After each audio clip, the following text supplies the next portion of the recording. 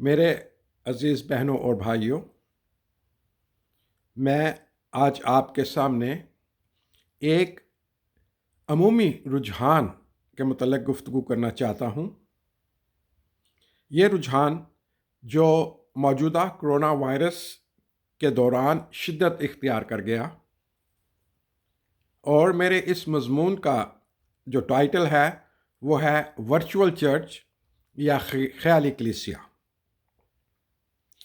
میرے اس مضمون کا مطلب کسی کی دل آزاری کرنا نہیں، بلکہ ایک عمومی رجحان کی طرف نشاندہی کرنا ہے، جو پہلے میں نے جیسے بتایا کہ کرونا وبا کے دوران یہ رجحان شدت اختیار کر گیا۔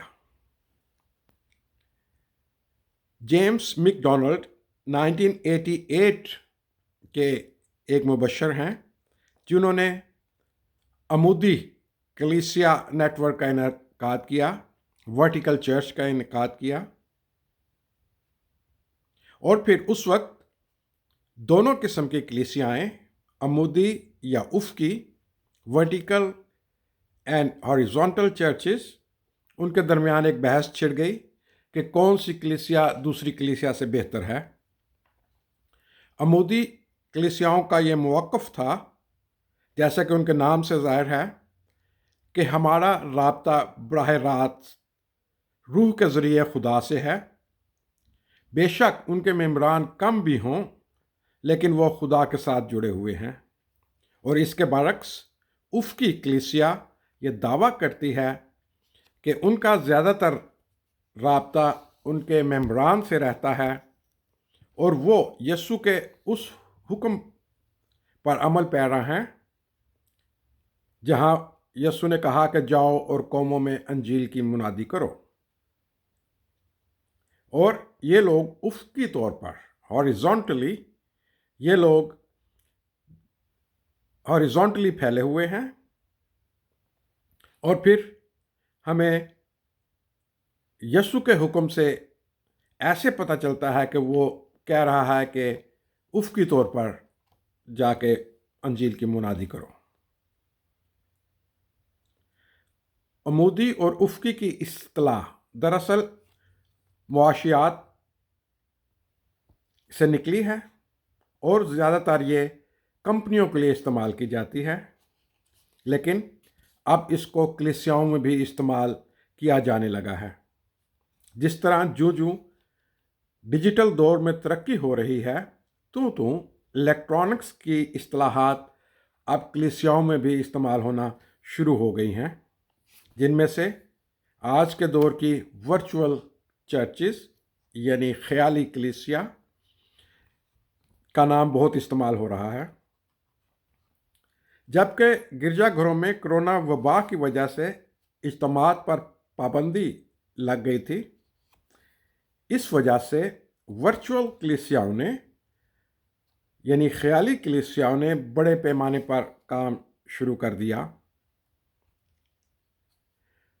اب ہمارے شخصی یا اجتماعی کلیسیاؤں اور مبشرین نے ورچوئل کلیسیا کا روپ دھار لیا ہے، جو کہ آج کی وبائی دور کی ضرورت بھی تھی۔ لیکن کرونا سے پہلے یہ خیالی کلیسیاؤں نے اپنا پرچار بذریعہ WhatsApp, Facebook, YouTube, online streaming, internet campuses کے ذریعے شروع کر دیا تھا، مگر کرونا وبا کے بعد بہت سارے مبشرین نے، پادری صاحبان نے ایک دوسرے کی دیکھا دیکھی وہ سارے آن لائن آ گئے۔ اس بات سے قطع نظر کہ ان کی اپنی کلیسیا ان کے سامعین میں شامل ہے کہ نہیں، ورچوئل پیغام رسانی کے ذریعے صرف فیس بک کے فرینڈز ہی اسے دیکھ سکتے ہیں اور سن سکتے ہیں، اور ایسے فیس بک کے فرینڈز ایک دوسرے کو نہیں جانتے، ایون کہ پادری صاحب کو بھی نہیں جانتے، اس مبشر کو بھی ذاتی طور پر نہیں جانتے، اور پھر मुबशरीन या कलीसियाई चैनल्स ने बहुत से लोगों को फेसबुक से जारी शुदा फ्रेंड लिस्ट के ज़रिए अपने लिस्ट में शामिल कर लिया है, इसलिए उनको वर्चुअल कलीसिया या ख्याली कलीसिया कहा जाता है। और अब तो बहुत से लोगों ने ऐसी कलीसिया को फेसबुक कलीसिया भी कहना शुरू कर दिया है। इसके अलावा बड़ी माजरत के साथ वो मुबशरीन जिनकी कलीसिया चंद घरानों पर मुश्तमिल थी, अब वो आलमगीर मुबशर बन चुके हैं, क्योंकि उनके फेसबुक फ्रेंड्स या मुतवक्को सामीन सारे बड़े आज़मों में फैले हुए हैं, उनकी लिस्ट में शामिल हैं, जिनकी तादाद हज़ारों के करीब होती है। ऐसे मुबशरीन ख़ुद भी जानते हैं कि उनके अक्सर ख़ानदान जो उनके इलाके के हैं और उनके बाकायदा मेंबर हैं, उनकी फ्रेंड लिस्ट में शामिल नहीं हैं, इसलिए कि बहुत से उनके जो अपने मेंबर्स हैं वो स्मार्टफोन या कंप्यूटर ख़रीदने के मुतहम्मिल नहीं और स्मार्टफोन या कंप्यूटर्स वो इस्तेमाल नहीं करते, इसलिए वो उनके असल मेंबरान नहीं हैं। और फिर वर्चुअल कलीसियाओं के ऑनलाइन पासबान अपने सामीन से बिलवास्ता राब्ते में नहीं होते और वो फिर इसी वजह से अपने सामीन की रूहानी ज़रूरियात को समझने से कासिर होते हैं, और ऐसे में उनके पैगाम एक अमूमी सा पैगाम लगता है, जैसे एक लाठी से सबको वो हाँक रहे हैं।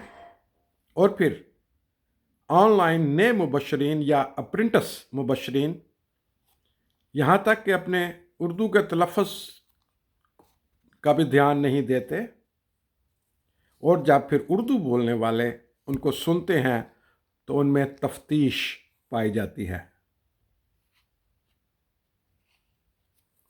अब ये आलम होता जा रहा है कि गिरजे की घंटी बजने की बजाय फ़ोन की घंटी बजती है और पासबान स्क्रीन पर अपना पैगाम देना शुरू कर देते हैं।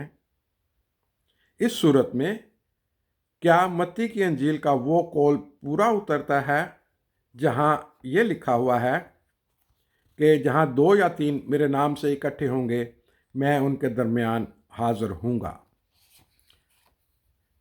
इसका जवाब मैं नहीं दे सकता। अगर किसी के पास इसका जवाब है तो हमें बताए कि इस हालत में जब आप प्रीच कर रहे हो ऑनलाइन, तो क्या आप समझते हो कि मत्ती रसूल का ये कौल वहाँ पे पूरा होता है कि नहीं, कि जहाँ 2 या 3 मेरे नाम से इकट्ठे होंगे, मैं उनके दरमियान हाज़िर हूँगा?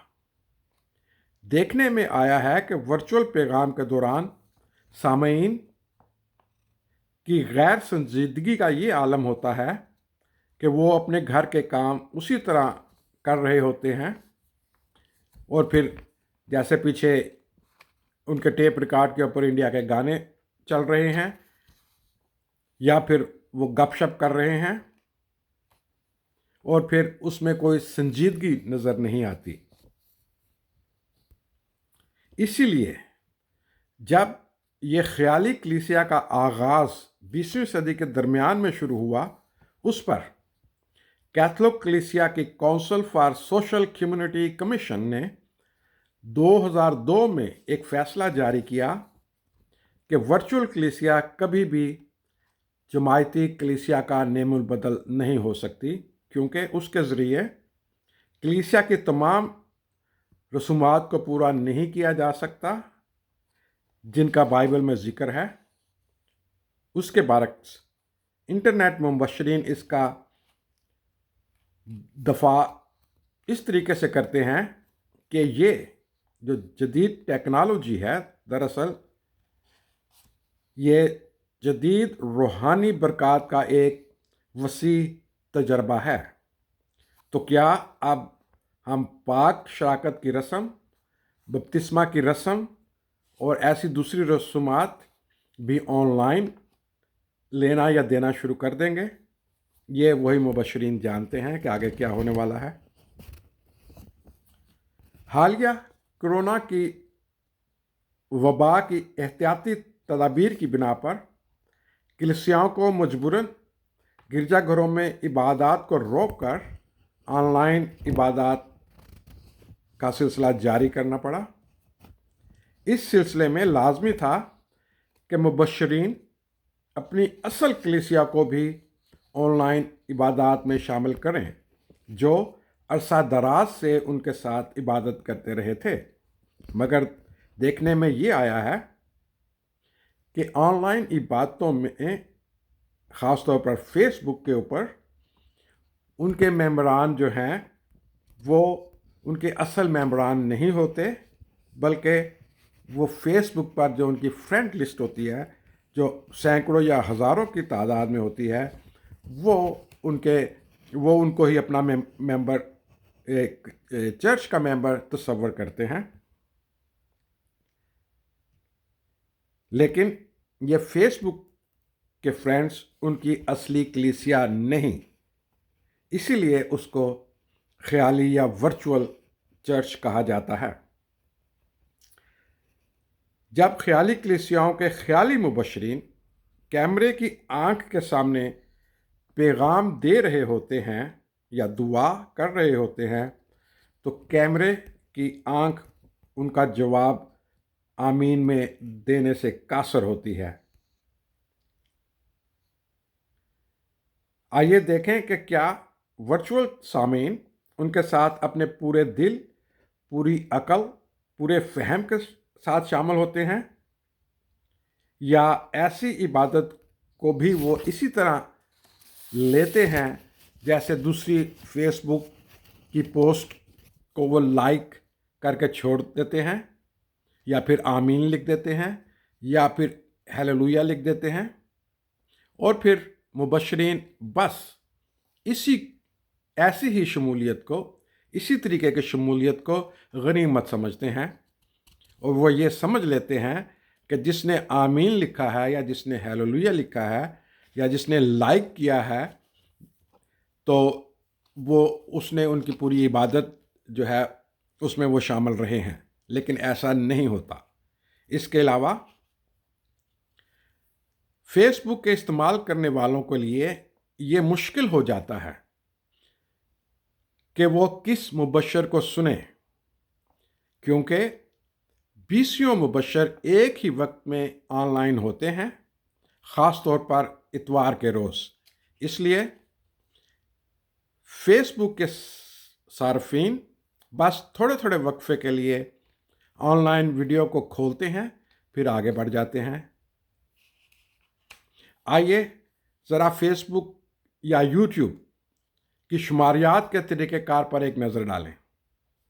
फेसबुक 3 सेकंड वीडियोस, जो बंदा 3 सेकंड के लिए वीडियो खोलता है उसको व्यूज़ में शामिल कर लेता है, और यूट्यूब 30 सेकंड वीडियोस को व्यूज़ में शामिल करता है। इसलिए जो फेसबुक या यूट्यूब के नीचे दिए गए व्यूज़ की तादाद होती है, वो इसका ये मतलब नहीं कि उन्होंने आपकी सारी वीडियो देखी है, और ये तादाद गुमराहकुन और बनावटी होती है। इसलिए कोई ऑनलाइन मुबशर अपने ब्रॉडकास्ट में सामीन की शमूलियत की असल तादाद का अंदाज़ा व्यूज़ में दी गई तादाद से नहीं लगा सकता। ख्याली कलीसिया या वर्चुअल कलीसिया की दूसरे इंसानों या खुदा के साथ डिजिटल रिश्ता कायम करने की एक कोशिश है, जो कि पालूस रसूल के कलीसिया के तस्वर के बिल्कुल बरअक्स है। पालूस रसूल के मुताबिक कलीसिया एक बदन है, और इस तरह के आँख हाथ के बगैर नहीं रह सकती, और ना ही सर पाँव के बगैर, जबकि اس کے سارے اعضاء ایک دوسرے کے ساتھ جڑے ہوئے ہیں۔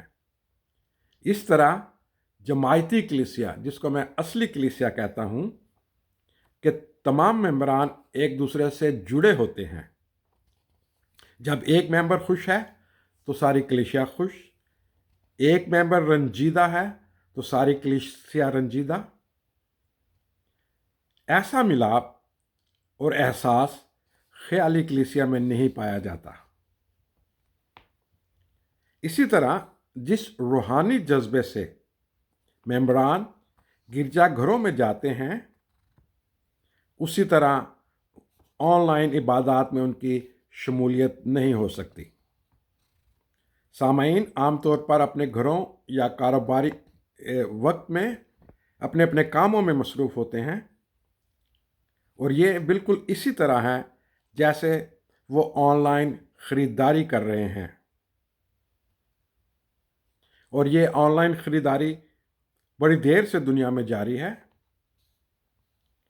اور اب تو پھر یہ عالم ہو گیا کہ آن لائن عبادات بھی آپ گھر بیٹھے بیٹھے حاصل کر سکتے ہیں یا اس میں شامل ہو سکتے ہیں۔ اور مبشرین آپ کو یہ سہولت گھر بیٹھے مہیا کر دیتے ہیں یا کر رہے ہیں، جیسے کوئی آن لائن خریداری آپ کرنا چاہتے ہیں۔ یہ طریقہ معلوم نہیں کہ سامعین کے لیے کتنا آسان ہے، مگر آن لائن مبشرین کے لیے بہت آسان ہو گیا ہے۔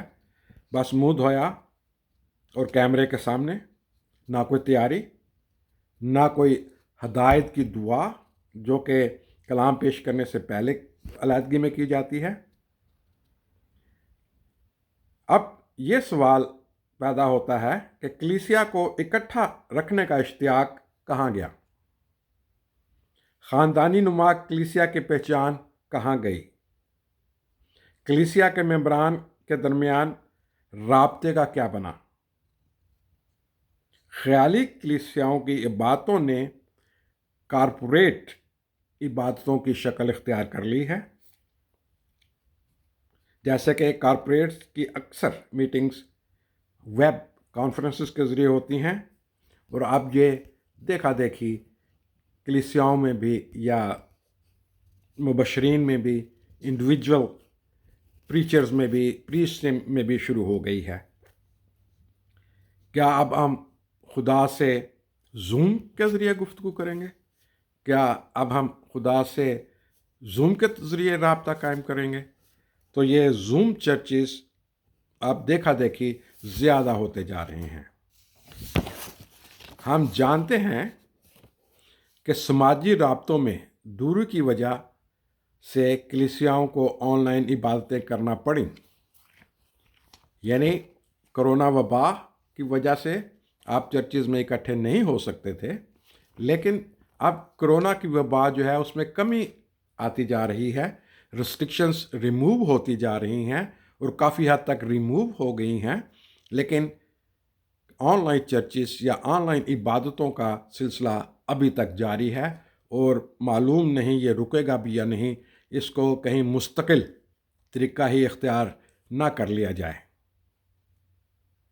اور پھر کیا ہوتا ہے کہ جو آن لائن پاسٹرز ہیں، آن لائن مبشر ہیں، وہ ایک دوسرے لوگوں کو، یعنی کہ جو ان سے ہزاروں میل دور بیٹھے ہوئے ہیں، ان کو اشتہار بازی کے ذریعے مدعو کرتے ہیں۔ اور دیکھنے میں یہ بھی آیا ہے کہ جو ان کے ممبران ہیں، فیس بک کے ممبران یا دوسرے ممبران ان کے جو ہیں، ان سے ہزاروں میل دور بیٹھے ہوئے ہیں، ان کا ایک دوسرے کے ساتھ کوئی ذاتی طور پر رابطہ بھی نہیں، ذاتی طور پر ایک دوسرے کو جانتے بھی نہیں۔ اور یہ ایسا ہی ہے کہ جیسا میگا عبادتوں میں، بڑے بڑے کروسیڈز میں ایسا ہوتا ہے، اور یہ ایسا نہیں ہے کہ ہم روزمرہ کی روٹی یا کلام کو حاصل کریں۔ اور گھنٹی کے بٹن کو دبا کر اور پھر وہ وہاں پہ اشتہار بازی بھی کرتے ہیں اور یہ کہتے ہیں آخر میں اگر آپ کو ہمارا چینل پسند آیا تو اس کو سبسکرائب کریں اور پھر وہ بیل آئیکن کو دبائیں تاکہ ہماری ویڈیوز آپ کو پر وقت ملتی رہیں۔ کرونا کی وبا کے دوران اس آن لائن بشارت نے انسان کو یا ممبران کو یا مسیحیوں کو نفسیاتی طور پر دوری، محرومی اور خوف کو کم کرنے کی بجائے بڑھا دیا ہے، اور مسیحیوں یا دوسرے مذاہب کے لوگوں کو اس احساس میں مبتلا کر دیا ہے کہ ہمارے گناہوں کی معافی اگر قبول نہ ہوئی تو کرونا جیسی وبا کسی صورت میں اس دنیا سے نہیں ٹل سکتی۔ اب سوال یہ پیدا ہوتا ہے کہ کیا خدا نے اپنا قہر عدالت کے دن سے پیشتر ہی دنیا پر برپا کر دیا ہے؟ اس سوال کا جواب کسی کے پاس نہیں، البتہ اتنا ضرور ہے کہ خیالی عبادات، خیالی کلیسیاؤں نے اپنے قدم مضبوط کر لیے ہیں، اور ایسا لگتا ہے کہ کہیں عبادتوں کا یہ شارٹ کٹ اور مصنوعی طریقہ مستقل نہ ہو جائے۔ یسوع نے ایسے مشکل حالات میں علیحدگی میں دعا کرنے کی مثال گیتسمنی باغ میں قائم کی تھی۔ تو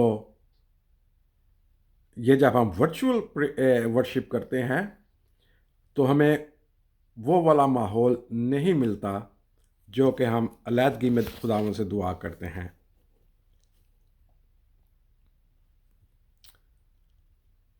اور ایسا لگتا ہے کہ مسیحی لوگ زبور 122 کی پہلی آیت کو مستقل طور پر ہی نہ بھول جائیں، جہاں داؤد نبی یہ فرماتے ہیں، میں خوش ہوا جب مجھے کہنے لگے کہ آؤ خداوند کے گھر چلیں، یعنی پنجابی میں خوش ہویا جدوں مینوں آکھن لگے کہ آؤ یہوہ دے گھر چلیے۔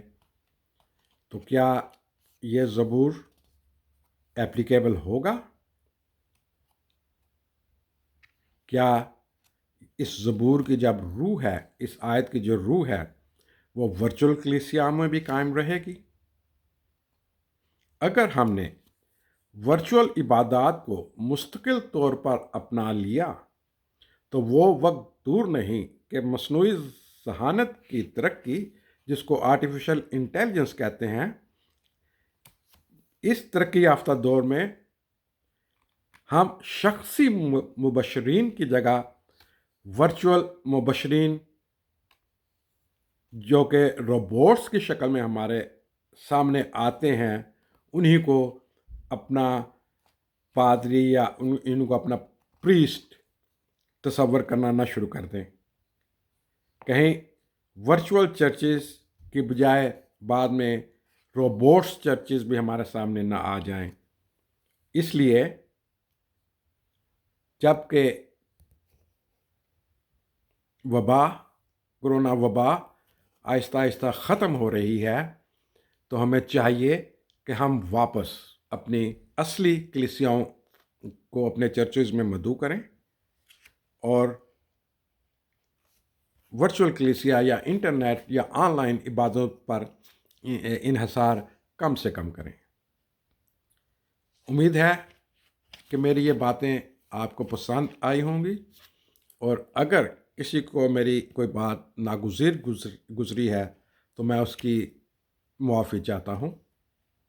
And thank you very much. Have a nice day. Bye bye.